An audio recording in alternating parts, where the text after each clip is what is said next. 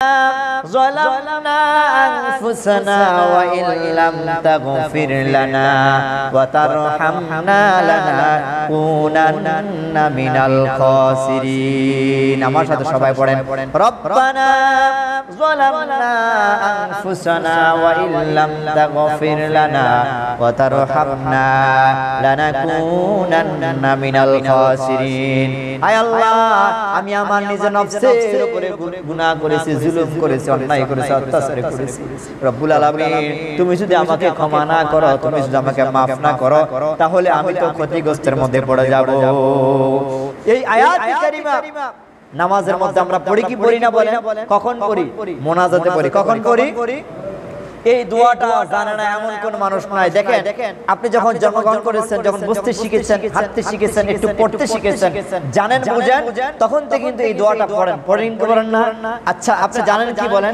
এটা একটা দোয়া আপনি জানেন কি এটা একটা আসলে যে এটা কোরআনের আয়াত কতজন জানেন বলেন তো দেখি হাত উঠান যে এটা একটা কোরআনের আয়াত কতজন জানেন ربنا ظلمنا أنفسنا وإن لم تغفر لنا وترحمنا لنكونن من الخاسرين আদম আলাইহিস সালামের এই তওবাকে আল্লাহ কবুল করেছেন এইজন্য আল্লাহ কোরআনে কোট করে দিয়েছেন পৃথিবীতে যত মানুষ আসবে সমস্ত মানুষ যারা গুনাহ করবে বেনামাজি বেরোজগারি বেসালামি বেখলাকি বেচরিত্রী খারাপ মানুষ এরকম দুশ্চরিত্রের মানুষ যারা অপরাধ করেছে জানে অপরাধ করেছি আল্লাহকে ক্ষমা করবে কি করবে না এরকম জানে কিন্তু যখন এই আয়াতটা পড়ে চোখের পানি ছাড়বে বিশ্বাস করেন কসম আল্লাহর আল্লাহ রাব্বুল আলামিন বলেছেন অবশ্যই আমি আমার বান্দাকে ক্ষমা করে দেব বলেন সুবহানাল্লাহ কথা কি খেয়াল করেন দুই ফোঁটা চোখের পানি আস্তে আস্তে দেরি হবে আল্লাহ পাক আপনার গুনাহ ক্ষমা করতে দেরি করবে না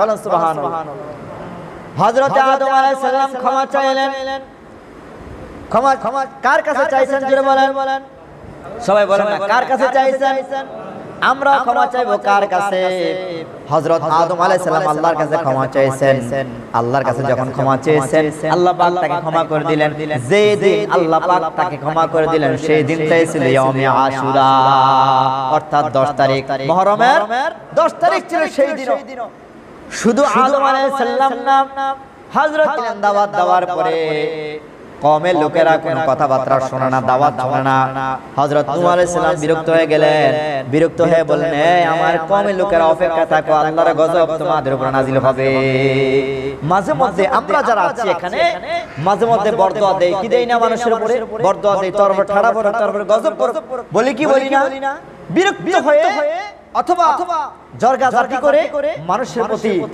বিষ হয়ে আমি মানুষকে বরদোয়া দেই আসলে এটা ঠিক না এটা কি না ঠিক না দেখেন আপনি যদি মানুষকে বরদোয়া দেন তাহলে আল্লাহ পাক সর্বপ্রথম আপনার উপরে গজব নাযিল করেন বলেন নাউযুবিল্লাহ করোনা ভাইরাস দিয়েছিল কি দেয় না জোরে বলেন দিছে কিনা এটা আমাদের জাতির জন্য আল্লাহ পাক একটা শিক্ষণীয় হিসাবে করোনা ভাইরাস দিয়েছিল যেমন যুগে যুগে নবী রাসূলদেরকে আল্লাহ পাক শিক্ষার জন্য এরকম আযাব গজব দিয়েছিল তদ্রূপ আমাদেরকে শিক্ষার জন্য আমরা যেন ভুলগুলি বুঝতে পারি এজন্য আল্লাহ পাক এই করোনা নামক আযাব গজব আমাদেরকে দিয়েছিল সম্মানিত ভাইরা আমার বলতেছিলাম হযরত নূহ আলাইহিস সালাম আল্লাহর কাছে ফরিয়াদ করে রব্বুল আলামিন আমি তো অনেক দিন বুঝাইছি অনেক বছর বুঝাইছি একবার না দুইবার না এক বছর না দুই বছর অনেক বছর আমি বুঝাইছি আমার কথা তারা শুনে নাই আল্লাহ তাআলা মেহেরবানি করে তুমি আমাকে একটা ফয়সালা দিয়ে দাও এবার আল্লাহ পাক নূহ আলাইহিস সালামকে বললেন হে নূহ তুমি তোমার জাতিদেরকে সতর্ক করো আর তুমি কাঠ মিস্ত্রির সঙ্গে আলাপ করো ওই কাঠ মিস্ত্রি যেন একটা নৌকা বানায় দেয় কি বানায় দেয় জোরে বলেন নৌকা বানায় দেয় নৌকা বানানো হলো আল্লাহ পাকের ওয়ার্ডারে নূহ আলাইহিস সালাম যখন বললেন নৌকা বানানো হয়ে গেল লোকদেরকে আবার দাওয়াত দিতে লাগলেন এই নূহের কওমের লোকেরা সবাই আমার সাথে চলে আসো আল্লাহ পাক বলেছেন লা ইলাহা ইল্লাল্লাহ নাই কোনো মাবুদ আল্লাহ ছাড়া এক আল্লাহর গোলামি করবে এক আল্লাহ দাসত্ব করব আল্লাহ ছাড়া পৃথিবীর কোন মানুষ যদি আল্লাহ ছাড়া কোনো সিজদা দেয় গোলামি করে তাহলে সেটা সর্বপ্রথম শিরক হয়ে যাবে জোরে বলেন নাউযুবিল্লাহ আল্লাহ পাক কোরআনে বলেছেন ইন্নাশ শিরকা লাযুলমুল আযীম যারা শিরক করে শিরিক মস্ত বড় জুলুম যারা শিরিক করে আল্লাহ পাক সহজে তাদেরকে ক্ষমা করেন না। আল্লাহ পাক সহজে তাদেরকে ক্ষমা করেন না। সম্মানিত ভাইরা আমার, নূহ আলাইহিস সালামের যে জমানার কওমদেরকে দাওয়াত দিতেছে, আবার দাওয়াত দেয়। দাওয়াত দিতে নৌকা তৈরি হয়ে গেল। এবার দাওয়াত তো মানলো না। এমন তারা আছে না এরকম কিছু মানুষ, তারা মানুষ এমন তারার কওমের লোকের এমন তারা তারা কি করলো, ওই লোকগুলারে দেখেন, যে লোকগুলা নৌকা বানিয়েছে তারা তাদেরকে অপমান করলো। আর সঙ্গে সঙ্গে এই নৌকার উপরে সমস্ত মানুষেরা, সমস্ত কওমের লোকেরা, খারাপ লোকেরা এসে এই নৌকার উপরে টয়লেট করে দিল। বলেন নাউজুবিল্লাহ। শুধু টয়লেট করলো না, টয়লেটকে একেবারে ভরিয়ে ফেললো। এবার নূহ আলাইহিস সালাম আল্লাহর কাছে বলতেছে, রব্বুল আলামিন, ও বিশ্বজানের মালিক, আমি যে নৌকা বানিয়েছি তোমার অনুমতে, তোমার ওয়ার্ডারে যে নৌকা বানিয়েছি সেই নৌকা তো তারা শেষ করে দিল। এবার আল্লাহ পাক বলতেছেন, অসুবিধা নাই, কোনো অসুবিধা নাই, তারা নৌকা তারাই পরিষ্কার করবে। কিভাবে? এমন এক ভাইরাস রোগ দিয়েছে। কথা কি বুঝতেছেন আপনারা? এই কোরআনের আয়াত, আমার গল্প কিচ্ছা নয়, কোরআনের আয়াত। এমন এক রোগ দিলেন, রোগ দেওয়ার পরে এমন অসুস্থ হলেন, অসুস্থ হওয়ার পর তারা এখন কি করবে? এখন বললেন যে একজন গেছে টয়লেট করার জন্য সেই নৌকার মধ্যে। যখন নাকি নৌকার মধ্যে টয়লেট করার জন্য গেছেন, সঙ্গে সঙ্গে ওই লোকটা পড়ে গেছে। ওই লোক ছিল আবার অসুস্থ। লোক কি ছিল?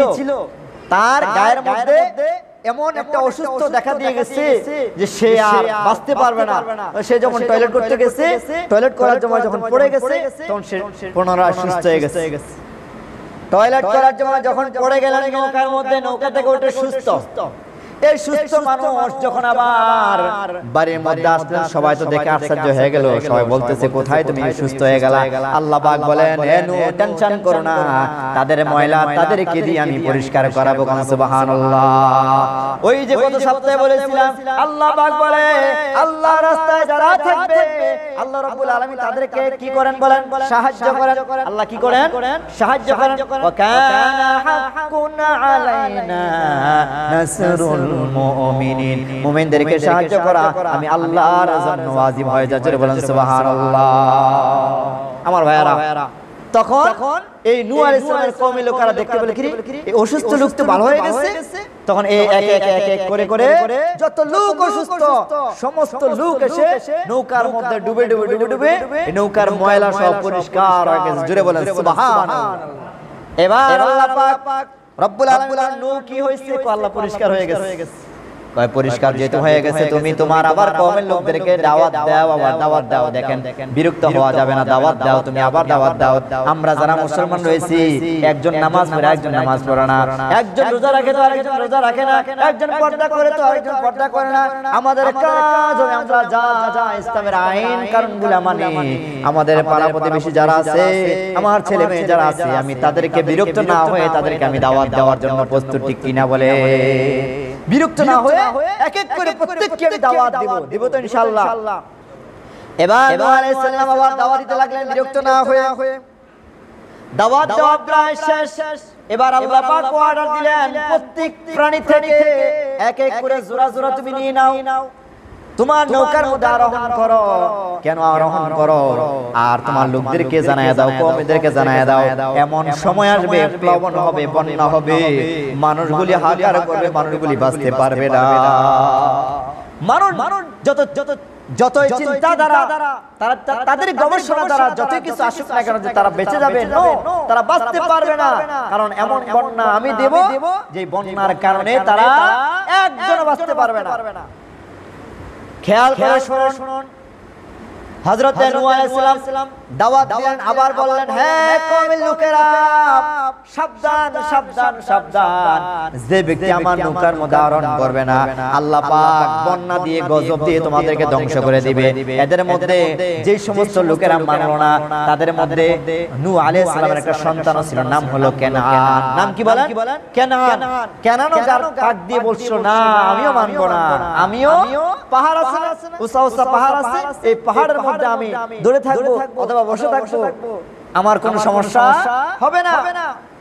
নূহ আলাইহিস সালাম এই যে বন্যা শুরু হয়ে গেল, নূহ আলাইহিস সালাম সমস্ত কওমের লোকদেরকে আবার ডেকে ডেকে বললেন, এই যে বন্যা শুরু হয়ে যাচ্ছে, কওমের লোকেরা তাও শুনলো না। আল্লাহ পাক এমন প্লাবন দেওয়া শুরু করলেন, দেখলেন এই যে নৌকার পারের মধ্যে সে কেনান, নাম কি বলেন না, নূহ আলাইহিস সালামের সন্তানের নাম কি? কেনান, আপন কলিজার টুকরা সন্তান। আবার ডাক দিচ্ছে, আবার ডাক দিতেছে, ডাক দিয়ে বলতেছে, কেনান আসো, এখনো সময় আছে, তুমি নৌকায় আরোহণ করো। কেনান কি বললো? না। শেষ পর্যায়ে আল্লাহ পাক অর্ডার দিলেন, হ্যাঁ নূহ, তৃতীয়বার যদি আবার আপনি আপনার সন্তানকে ডাক দেন, তাহলে আপনার নাম নবুয়তের দপ্তর থেকে কাটানো হয়ে যাবে। জোরাবান নাউযুবিল্লাহ, আল্লাহু আকবার। কত বড় কথা বলেন আল্লাহ পাক। নিজের সন্তানকেও ছাড় দিলেন না। আল্লাহ পাকের আইন তো আইন। সম্মানিত ভাইরা আমার, হযরতে নূহ আলাইহিস সালাম প্লাবন শুরু হয়ে যাবে, নৌকার মধ্যে আরোহণ করলেন।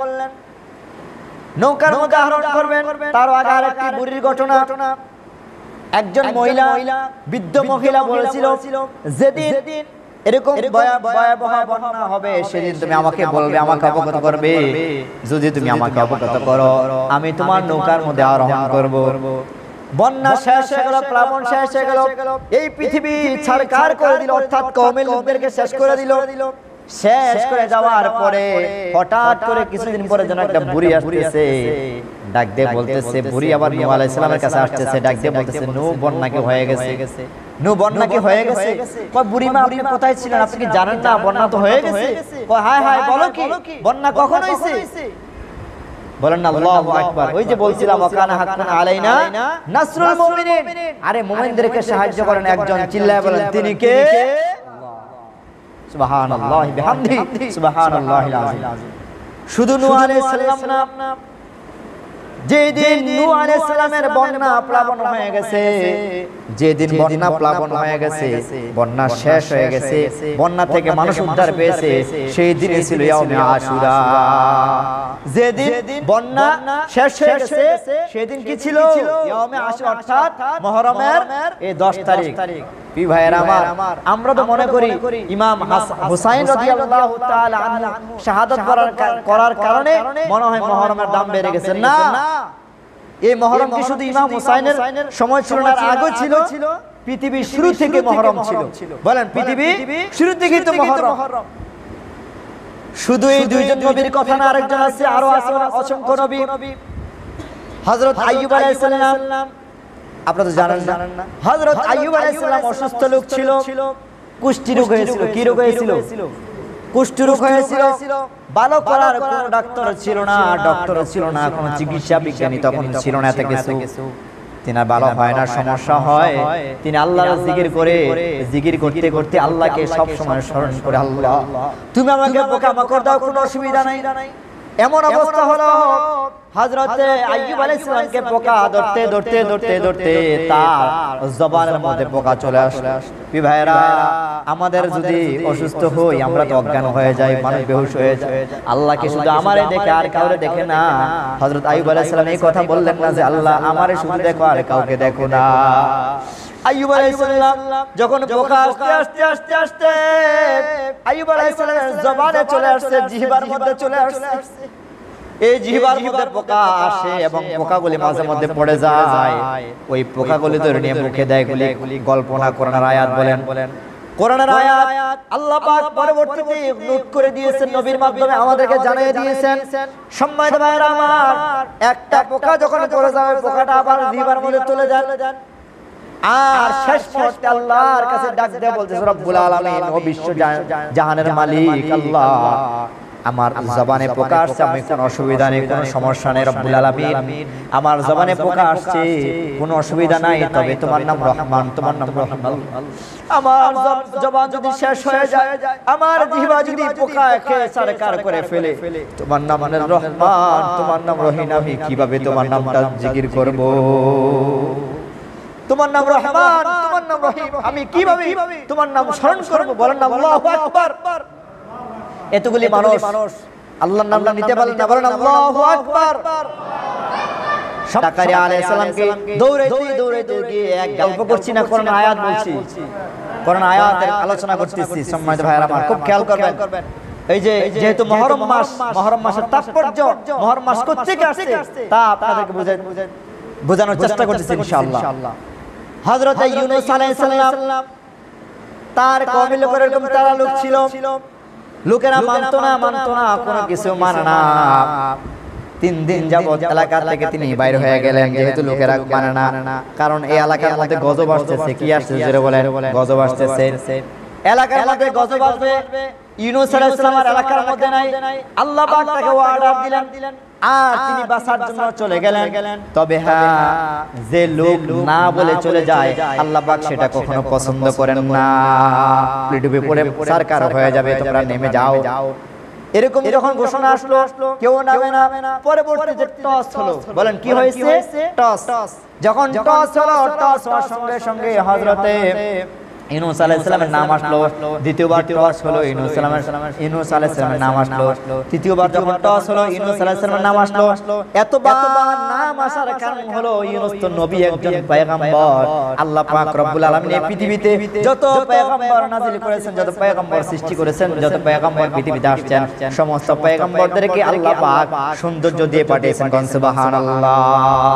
যত পয়গম্বর পৃথিবীতে আসছে তারা ছিল একটু অস্বাভাবিক। বলেন তারা কি ছিল? একটু অস্বাভাবিক, তারা একটু সৌন্দর্য ছিল। গ্রামের মানুষ যখন 8-10 জন 20 জন একসাথে হয়ে যায়, তাদের মধ্যে কিন্তু কিছু অস্বাভাবিক মানুষ থাকে কি থাকে না? জোরে বলেন। একটু সৌন্দর্য থাকে বা একটু রূপ থাকে। এরকম মধ্যে হযরত ইউনূস আলাইহিস সালাম একটু অন্যরকম ছিল। সম্মানিত ভাইরা আমার, ইউনূস আলাইহিস সালামের তারপর টসের পর ইউনূস আলাইহিস সালামকে তারা পালাতে চাইলো না। হযরত ইউনূস আলাইহিস সালাম নিজে জাপ দিলেন। কোথায় জাপ দিয়েছেন বলেন না? সাগরে জাপ দিয়েছেন। সাগরে জাপ দেওয়ার সঙ্গে সঙ্গে ওই সাগরে বড় মাছ ছিল, মাছ গিলে ফেললো। ওই মাছটাকে আবার আরেকটা মাছ গিলে ফেললো। এবার এই গভীরতা, এখানে বাঁচানোর কেউ নাই। এত গভীরতার মধ্যে বাঁচাবেন যিনি, চিল্লায় বলেন তিনি কে? যিনি বাঁচাবেন তিনি কে? আল্লাহ। এবার ইউনূস আলাইহিস সালাম ডাক দিয়ে বলছে, রব্বুল আলামিন তুমি ছাড়া আমার আর কেউ নাই, তুমি ছাড়া আমাকে কেউ বাঁচাতে পারবে না। আল্লাহ পাক রব্বুল আলামিন পরবর্তীতে কোরআন কারীমের আয়াত নাযিল করেন, লা ইলাহা ইল্লা আনতা সুবহানাকা ইন্নী কুনতু মিনাজ জালিমিন। আমার সাথে পড়েন, লা ইলাহা ইল্লা আনতা সুবহানাকা ইন্নী কুনতু মিনাজ জালিমিন। আল্লাহ পাক পরবর্তীতে আবার ঘোষণা দিলেন, ফাস্তাজাবনা লাহু ওয়া নাজাইনাহু মিনাল গামবি ওয়া কাযালিকা নুনজিল মুমিনিন। সম্মানিত ভাইরা আমার, যেই দিন ইউনূস আলাইহিস সালামকে সেই সাগরের পারে আল্লাহ পাক উঠাই দিলেন, সেই দিনও ছিল কি? ইয়াউমে আশুরা, মুহররমের 10 তারিখ। সম্মানিত ভাইরা আমার, এই মুহররমের 10 তারিখ অনেক বড় বড় ঘটনা ঘটেছে, অনেক বড় বড়।